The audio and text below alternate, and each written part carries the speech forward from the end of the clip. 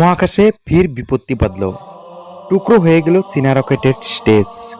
তীব্র বিস্ফোরণে প্রথমে মেঘের আকার সৃষ্টি হয়, এরপর প্রায় 700 খণ্ড ছিটকে পড়ে এদিক ওদিক।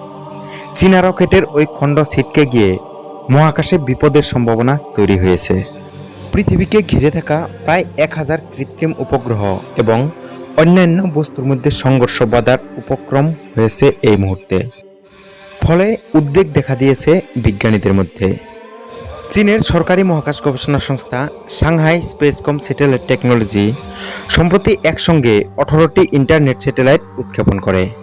ইলন মাস্কের স্পেসএক্স সংস্থার স্টারলিংকের টেক্কা দিতেই মহাকাশে নিজেদের কমিউনিকেশন নেটওয়ার্ক তৈরির লক্ষ্য চীনের। সেই মতোই একসঙ্গে 18টি রকেট পাঠায় তারা। রকেটের উপরের যে অংশ তাকে বলা হয় আপার স্টেজ। কক্ষপথে